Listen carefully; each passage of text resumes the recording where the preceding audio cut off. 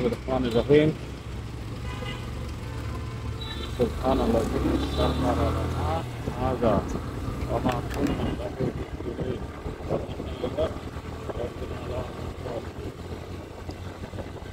Assalamu alaikum wa rahmatullahi wa barakatuh. Welcome guys, welcome to a new vlog. Hope you guys are doing well. আলহামদুলিল্লাহ, সিয়াম সাধনার মাস আমাদের মাস থেকে বিদায় নিয়ে চলে গেল। সিয়াম সাধনার মাস মানে রমজান মাসে ব্লগ করা হয় নাই, বন্ধ ছিল। যাই হোক, আশা করছি সবাই ঈদের মধ্যে খুব ভালো আছেন এবং সুস্থ আছেন এবং বেশি বেশি আমল করছেন। আর এখনও যারা আমার চ্যানেলটিকে সাবস্ক্রাইব করেননি, প্লিজ সাবস্ক্রাইব এবং হয়ে যান সাবস্ক্রাইব করে আমাদের ফ্যামিলি মেম্বার। ঈদের ছুটির মধ্যে আজকে বের হয়ে যাচ্ছি ঢাকা থেকে, একটু ঢাকার বাইরে যাব, বেশি দূরে যাব না।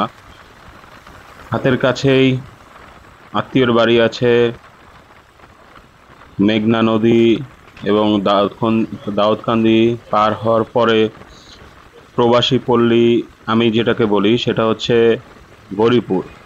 গরিপুর প্রবাসী পল্লী, আরেক পুরান ঢাকার মতো অবস্থা ওইখানে।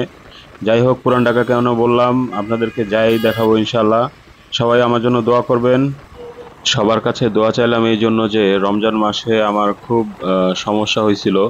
যারা এর আগের ব্লগটি দেখেছেন তারা জানেন হয়তোবা, আমার দাঁতে প্রবলেম হয়েছিল। এক মাড়ির উপরের দাঁত খুবই বাজে অবস্থা ছিল। পুরা রমজান মাস আমার এই দাঁতের পিছনে ট্রিটমেন্টেই চলে গেছে। আলহামদুলিল্লাহ, রোজাগুলা ঠিকমতো রাখতে পারছি, এটাই আল্লাহর কাছে লাখো কোটি শুকরিয়া।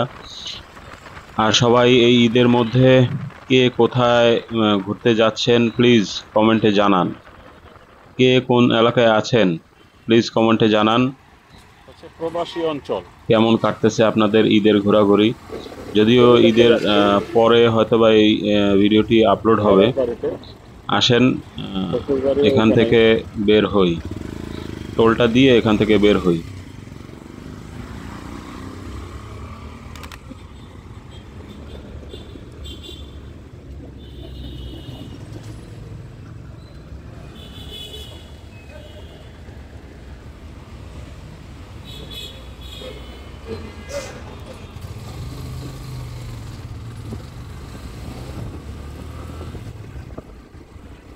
আচ্ছা, মেয়র হানি ফ্লাইওভার পার হয়ে গেলাম।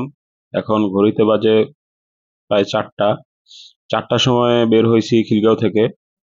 এখন দেখি কতক্ষণ লাগে আমাদের যাইতে। ঘন্টাখানেকের বেশি লাগার কথা না। আচ্ছা, এখন বলি হচ্ছে মেয়র হানি ফ্লাইওভারের কথা। এই হানি ফ্লাইওভারটা যখন না ছিল তখন খুবই বাজে অবস্থা ছিল রাস্তাটার, সবাই আমরা জানি। এই হানি ফ্লাইওভারটা হওয়ার পরে একটা স্বস্তির নিঃশ্বাস ফেললাম আমরা সবাই, তাই না? এখন সমস্যাটা হচ্ছে যে বের হয়ে যাচ্ছি তো আলহামদুলিল্লাহ ভালো, কিন্তু ওই পাশে আসার সময় যেটা দেখলাম ওখানে ঈদের ঠিক পরের দিন আমি বেরোচ্ছি, কিন্তু ম্যাক্সিমাম টাইমই দেখা যায় যে ওখানে প্রচুর পরিমাণে গাড়ি ঘোড়া আটকে থাকে, জ্যাম থাকে। মানে মূলত টোল দিয়ে বের হওয়ার পথেই হলো জ্যামটা। আর এখান দিয়ে দেখা যাচ্ছে যে বাম পাশে দেখেন, বাম পাশে ওই পাশে লোকাল লেনটা আলাদা করে দেওয়া হয়েছে এবং হাইওয়ের লেনটা আলাদা হয়ে গেছে। এই জিনিসটা খুব ভালো লাগছে আমার কাছে। যেহেতু এটা ওই পাশ থেকে প্রচুর জ্যাম, এই যে বাসগুলো দাঁড়ায় আছে, এই বাসগুলা বিভিন্ন লোকাল যে যানবাহনগুলা এগুলা এই রাস্তার মাঝখানে এসে এমন ভাবে দাঁড়ায় থাকতো যে খুবই খারাপ অবস্থা ছিল, আমাদের আগানোটা খুবই কম হইতো। এই যে দেখেন বাম পাশে দেখা যাচ্ছে শুধু শুধু ওরা দাঁড়ায় আছে। কিন্তু সমস্যা হয়েছে, কিছু কিছু সমস্যা হয়েছে, যেমন হচ্ছে যে পেট্রোল পাম্পগুলা ওই পাশে পড়ে গেছে। পেট্রোল পাম্প, সিএনজি স্টেশন এগুলো ওই পাশে পড়ে গেছে। এখন ওইখানে যাওয়ার কোনো ওয়ে নাই, এখান দিয়ে যাওয়ার কোনো ওয়ে নাই। যাইতে হবে একদম যেদিক দিয়ে ঢুকলাম ওইখান থেকেই বামে তেলে চাপতে হবে। আর এরপরে সামনে যে পেট্রোল পাম্প বা সিএনজি স্টেশন আছে ওখান থেকে দেখা যাক যে ঢোকা যায় কিনা, হয়তো বা দুই একটাতে যাওয়া যাইতে পারে। তো এই জিনিসটা দেওয়াতে আমি বেশ ভালোই লাগলো। ওই পাশে অনেক বাস দাঁড়ায় আছে, অনেক বাস। শনি রাকড়া, রায়েরবাগ এইসব এলাকাগুলাতে বাসগুলা এমন ভাবে দাঁড়ায় থাকতো, খুবই খারাপ অবস্থা হইতো। আচ্ছা, এখন ঢুকে গেছি প্রায় সাইনবোর্ডের কাছাকাছি। এই সাইনবোর্ডের এখান থেকে আহ, নারায়ণগঞ্জে যে যাওয়ার যে ইয়েটা ছিল সেটা এখন আর নাই। এখন হচ্ছে যে সানারপাড় থেকে ঘুরে তারপরে নারায়ণগঞ্জের দিকে যাইতে হবে, যেটা কিনা এতই মানে উপকার হয়েছে এই ইউলিপটা দেওয়ার কারণে আর ওইখান থেকে বন্ধ করার কারণে। এইখানে এমনও সময় আছে যে ঘন্টার পর ঘন্টা ওইখানে দাঁড়ায় থাকা লাগতো, এখন আর ওইখানে ঘন্টার পর ঘন্টা দাঁড়ায় থাকা লাগে না। এখন আলহামদুলিল্লাহ সবাই টান দিয়ে হয়তোবা 2-3 কিলোমিটার ঘুরতে হবে এই ইউলিপটার জন্য, কিন্তু জ্যামটা নাই আর এখন। খুবই ভালো লাগলো। আর যদি আমার ভিডিওটি ভালো লেগে থাকে অবশ্যই সাবস্ক্রাইব করে ফেলুন and smash the bell button guys. হাইওয়েতে ওঠার পরে বাইক যারা চালায়, এমনিতে বাইক অনেক রিস্কি একটা যানবাহন, তারপরে আমি বলবো যে বাইক যারা চালান সব সময় 10 সেকেন্ড 15 সেকেন্ড পর পর আপনার লুকিং গ্লাসে খেয়াল করতে হবে। 10 সেকেন্ড 15 সেকেন্ড পর পর লুকিং গ্লাসে খেয়াল করতে হবে যাতে পাশে কোনো গাড়ি আসতেছে কিনা সেটা দেখার জন্য। আর মূলত হচ্ছে যে যত সাবধানে আপনি গাড়িটা চালাতে পারেন, হয়তোবা আমি যেখানে যাচ্ছি দেখা গেছে যে আমার ওখানে কোনো তাড়াহুড়া নাই, কোনো কিছু নাই, আসলে কোনো কাজ করাই ভালো না। তাড়াহুড়ার কোনো কাজই ভালো না। ওই দেখেন, এই যে ভাইজান, হ্যাঁ কেমনে রং সাইড দিয়ে চলে আসলো, আর মাথায় হেলমেটও নাই। যদি আল্লাহ না করুক কোনো সমস্যা হয় তাহলে এবারে দায়ভার কে নিবে বলেন। যেটা বলতেছিলাম যে খুবই সেফলি, হয়তোবা যেখানে আপনি যেতে চাচ্ছেন সেখানে আপনি 10 মিনিট পরে পৌঁছান, 10 মিনিট পরে পৌঁছান, কিন্তু আপনি সেফলি রাইড করেন ভাই। একটা দুর্ঘটনা আসলে মানুষের জীবন পাল্টে দেয়। হেভি একটা দৃশ্য, চিল কিন্তু নিচে নেমে কি জানি নিয়ে চলে গেল। যাক, দেখতে দেখতে চলে আসলাম, মেঘনা পার হয়ে গেছি। মেঘনাতে হচ্ছে ইয়ে করতে পারি নাই, ভিডিও অন করতে পারি নাই, কারণ হচ্ছে যে বৃষ্টি হচ্ছিল, গুড়ি গুড়ি বৃষ্টি হচ্ছিল, ভালোই বৃষ্টি হচ্ছিল, তো এই কারণে আর ক্যামেরা অন করি নাই। তো এখন বের হয়ে গেছি, মেঘনা পার হয়ে গেছি, সামনে দাউদকান্দি। আপনাদেরকে দাউদকান্দি ব্রিজটা আমি দেখাতে পারবো হয়তোবা। তো যারা প্রবাসে আছেন তারা অবশ্যই জানাবেন যে গৌরীপুরে কার কার বাসা আছে। যদি গৌরীপুরের কেউ থেকে থাকেন বা হোমনা বা কুমিল্লার ওই অঞ্চলে যদি কেউ থেকে থাকেন কমেন্ট বক্সে জানায়েন। আমরা প্রায় দাউদকান্দি ব্রিজের কাছাকাছি চলে আসছি। আমার ড্যাশবোর্ডটা আমি এই ফেজার চালাচ্ছি প্রায় 12-13 বছর ধরে, 2011 সালের মডেল। 12-13 বছর ধরে এই গাড়িটাই চালাচ্ছি, আলহামদুলিল্লাহ খুব ভালো চলতেছে। যাই হোক, আপনাদের দোয়ায় আর কি। তো চলে আসছি দাউদকান্দি ব্রিজের কাছাকাছি। তো সবাই একটু দেখেন কেমন দাউদকান্দি ব্রিজটা। আগে হচ্ছে এই দাউদকান্দি আর মেঘনা ব্রিজটা পার হইতে কতখানি সময় লাগতো, কিন্তু এখন এই যে যেই সাইডটা দিয়ে এখন যাচ্ছি আমরা, এই সাইডটা দিয়েই শুধু আসা যাওয়া ছিল, আর এখন শুধু যাইতেছি এই ব্রিজটার উপর দিয়ে। পানি টানি কচুরি পানায় ভরে গেছে একদম, মেবি পানি আসতেছে ওখান ওই পাশ থেকে। তো কচুরি পানাগুলো আস্তে আস্তে নিচের দিকে যাচ্ছে আর কি।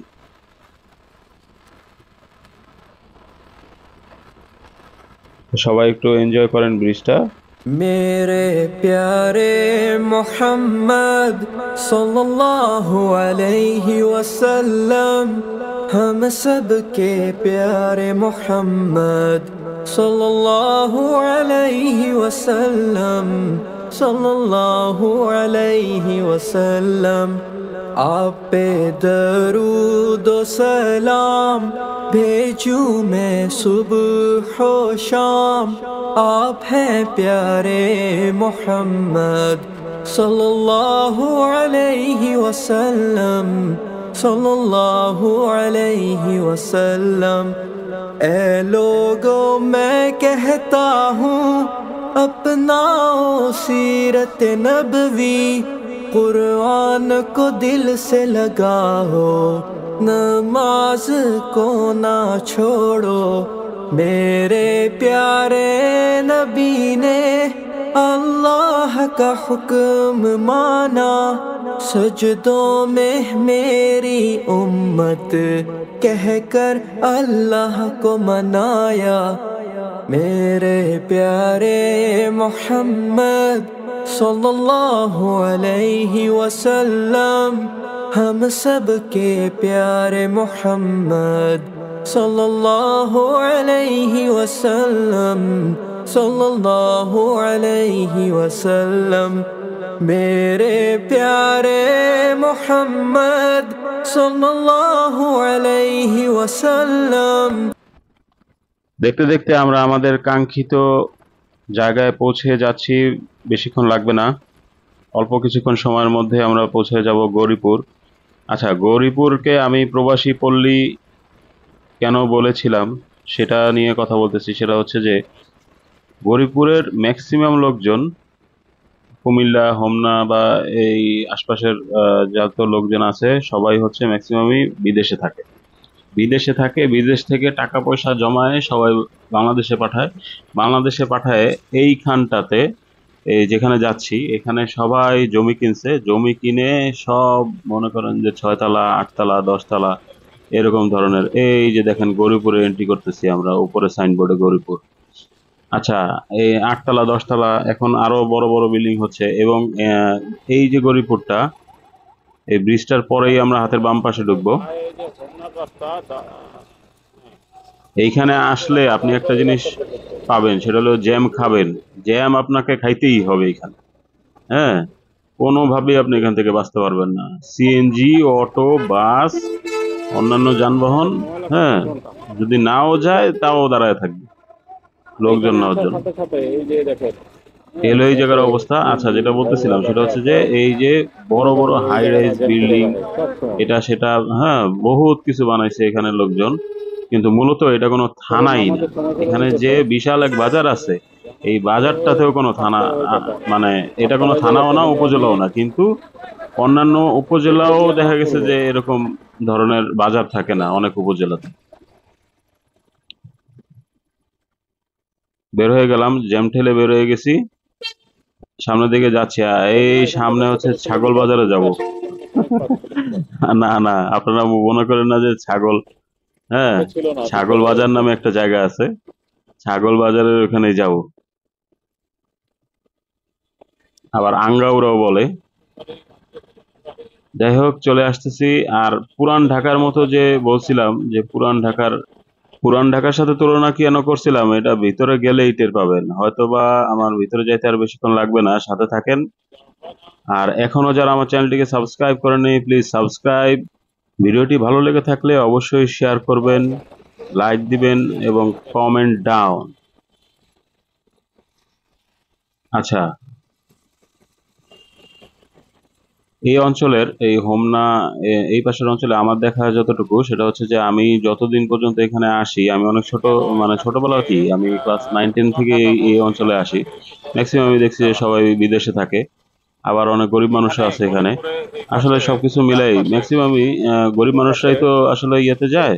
এখন গরিব মানুষ কিন্তু বিদেশে গেলে আর গরিব থাকে না, সবাই বড়লোক হয়ে যায়। এই যে দেখেন বড় বড় বিল্ডিং, হ্যাঁ, দুই পাশে দেখবেন যে বড় বড় বিল্ডিং, এটা সেটা, হ্যাঁ, অনেক বড় বাজার। এই বাজারে আবার প্রত্যেকটা জিনিসের দাম কিন্তু অনেক বেশি। আচ্ছা, যাই হোক, সামনে আরেকটা বাজার, বাজারের ওইখানে তো ক্রস হওয়া, মানে রোড ক্রস করা, ওই বাজারটা ক্রস করা, সেও আবার অন্য বিষয়। ওই দেখেন ডান পাশে দেখেন বড় বড় বিল্ডিং। আচ্ছা, যাই হোক, আমরা এখন ঢুকবো। আর পুরান ঢাকার যে বিষয়টা বলছিলাম, যে পুরান ঢাকার মতো অবস্থা আল্লাহ না করুক এখানে যদি কোনো দুর্ঘটনা ঘটে, হ্যাঁ, ওই ভিতরে এই ডান পাশের যে বিল্ডিং গুলো আছে, আমি আসলে এটাকে খারাপও বলবো না, ভালোও বলবো না, কিন্তু যারা বাড়ি করছেন, অনেক কোটি কোটি টাকা খরচ করে বাড়ি করছেন আপনারা, তো আল্লাহ না করুক কোনো সমস্যা যদি কোনো সময় হয়ে যায়, হ্যাঁ, তখন আপনাদের উদ্ধার করার জন্য কি এখানে ব্যবস্থা নিবেন আপনারা, বা আপনাদের কি হাল হবে, সেটা আপনারা একটু কল্পনা করছেন কোনোদিন? দেখেন কি রকমের এই যে সামনে একটা, এই এই যে দেখেন আমি ডাইনে ঢুকবো, হ্যাঁ, ডাইনে কিন্তু রাস্তা। এই এই দেখেন এই যে রাস্তার অবস্থা, এখান দিয়ে কি কোনো গাড়ি ঢুকবে? গাড়ি ঢুকবে না, ফায়ার ফায়ার সার্ভিসের ইয়েও ঢুকবে না। ফায়ার সার্ভিসের যে গাড়ি সেটাও ঢুকবে না। ডান পাশে কিন্তু পল্লী বিদ্যুতের অফিস পুরোটা, যতটুকু এই যে ইয়েটা দেখতেছেন বাউন্ডারি ওয়ালটা, এটা কিন্তু ডান পাশের পুরোটাই পল্লী বিদ্যুতের অফিস। এইখানে আসেন, দেখেন অবস্থা, এই যে চিপা চাপা। হ্যাঁ, এই দিক দিয়ে কিভাবে মানুষজন কি হবে, বিপদে পড়লে তখন কি হবে। যারা বাড়ি টাড়ি সবাই করছেন, কেউ কিন্তু কারো জায়গা ছাড়তে চায় না, তারপরেও ছাড়া উচিত। দেখেন মোটরসাইকেল ঢুকাইতেই অনেক কষ্ট। আমরা আমাদের কাঙ্ক্ষিত ডেস্টিনেশনে চলে আসছি। আজকের মতো সবাইকে বিদায় জানাচ্ছি। আল্লাহ হাফেজ, সবাই ভালো থাকবেন।